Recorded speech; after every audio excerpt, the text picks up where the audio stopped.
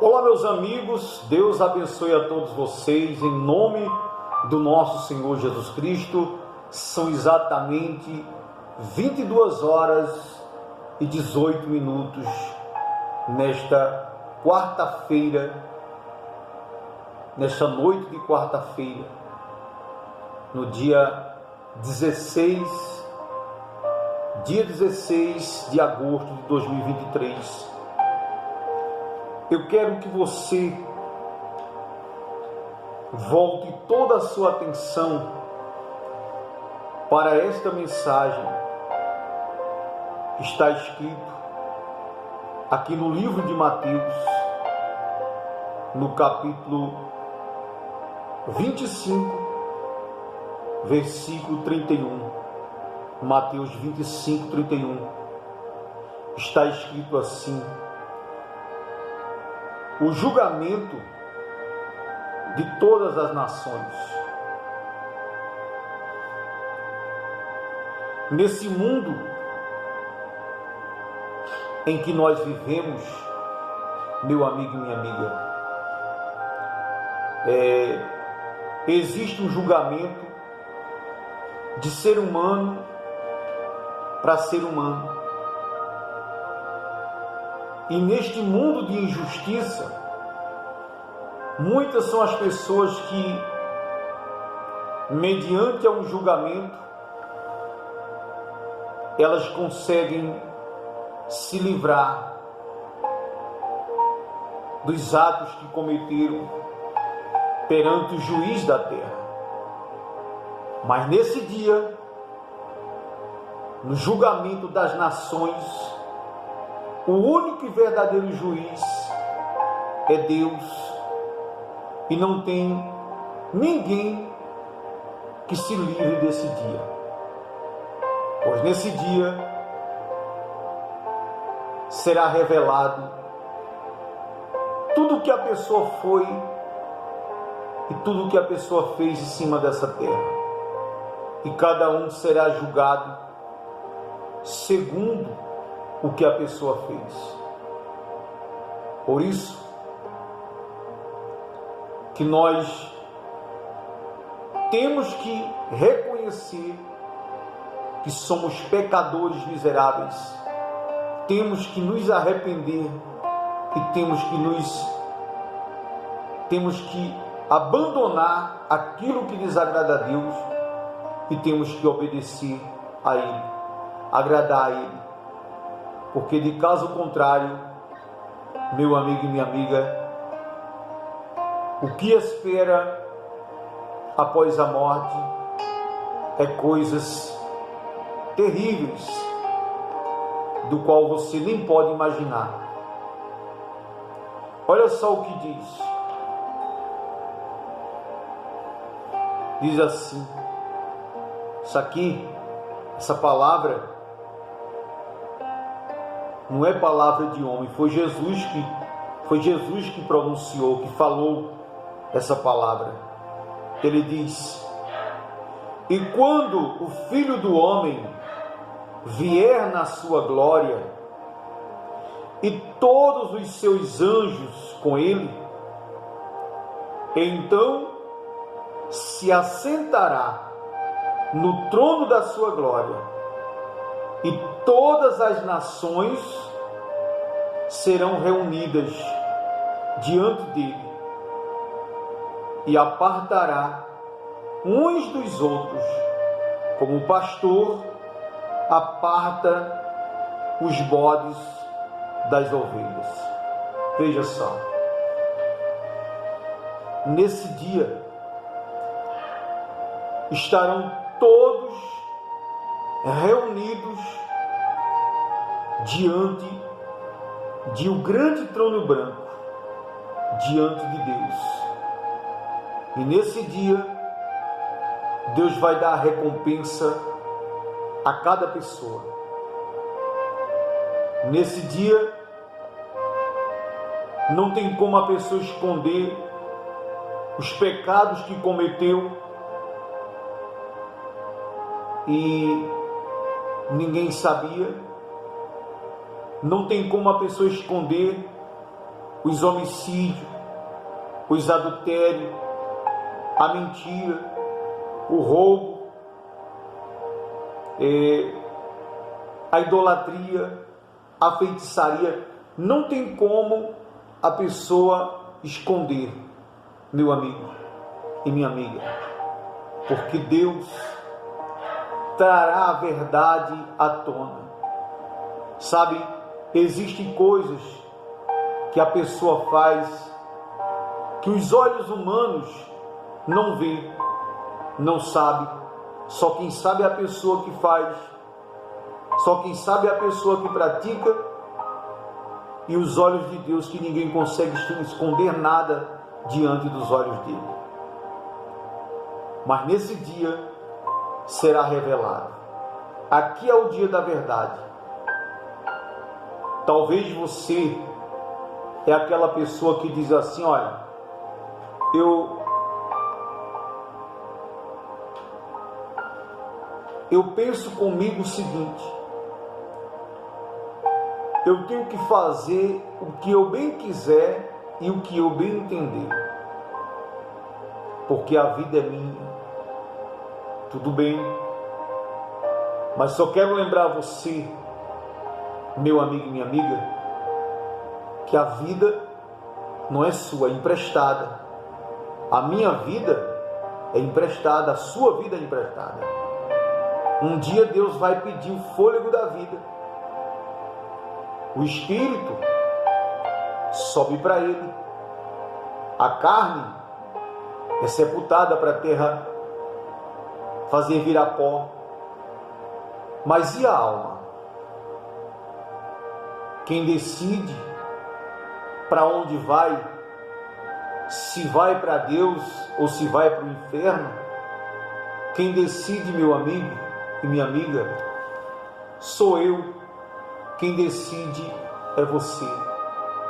E se você não reconhecer os seus erros, se você não se arrepender dos seus pecados, se você não abandonar as práticas erradas, você estará caminhando para um lugar de tormento eterno que se chama lago de fogo ardente e enxofre, o qual a Bíblia declara que é a segunda morte, a morte da alma. Por isso ele diz assim, então dirá o rei, que rei? O rei Jesus, aos que estiverem à sua direita: vinde, benditos de meu Pai, possuir por herança o reino dos céus, que vos está preparado desde a fundação do mundo. Os que estiverem à direita são aqueles que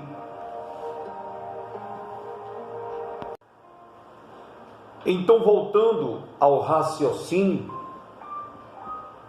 ele diz: então dirá o rei aos que estiverem à sua direita. Quem é o rei que a Escritura Sagrada se refere? É o Rei Jesus Cristo, o nosso Rei, o nosso Redentor. E quem são os que estiverem à direita? São as ovelhas que se esforçam para serem obedientes à palavra de Deus. E ele diz: vinde, ou seja, venham, benditos de meu Pai, possuir por herança o reino que vos está preparado desde a fundação do mundo. Que significa a salvação eterna, meu amigo. Não tem nada mais glorioso, não tem nada mais magnífico, não tem nada mais sublime do que a salvação. Aí ele diz: Porque eu tive fome e deste-me de comer, tive sede e deste-me de beber, era estrangeiro e hospedaste-me, estava nu e vestiste-me, adoeci e visitaste-me, estive na prisão e fostes me ver. Para generalizar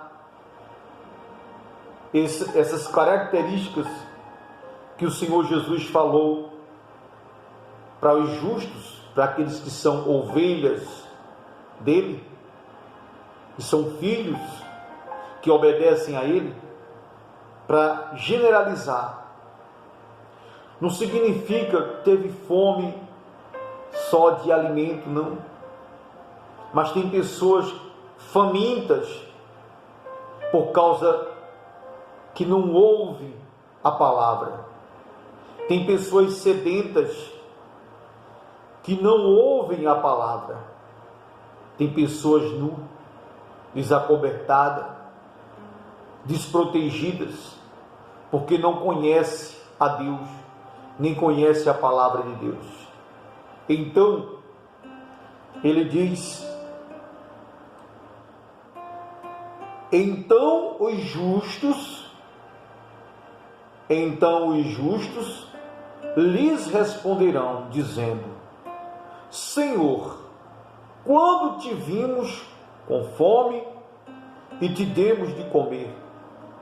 Quando te vimos com sede e te demos de beber?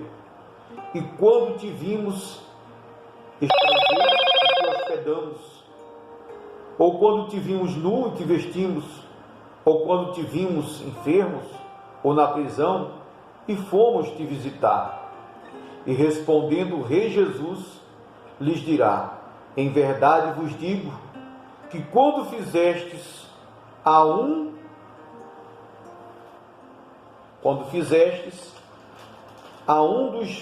destes meus pequeninos irmãos, a mim me fizeste. Então, quando você visita alguém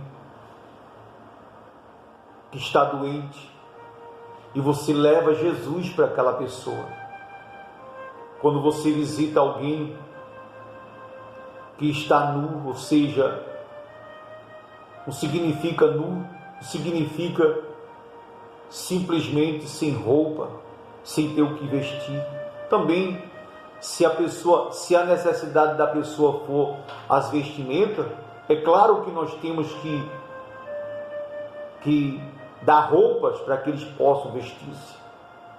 Se a necessidade for doença e a pessoa necessita de medicamentos, a pessoa tem que custear, seja qual for a necessidade da pessoa. Mas a maior necessidade aqui que Jesus fala é a falta da presença dele, a falta do conhecimento dele, é a falta do conhecimento da palavra.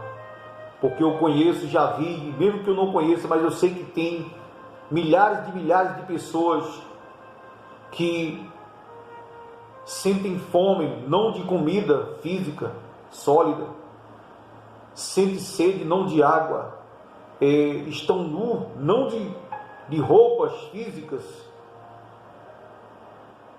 mas que estão nus, desacobertados, porque não conhecem a Deus, não conhecem a palavra de Deus. E essas pessoas, meu amigo, eles têm a necessidade de conhecer o Senhor Jesus.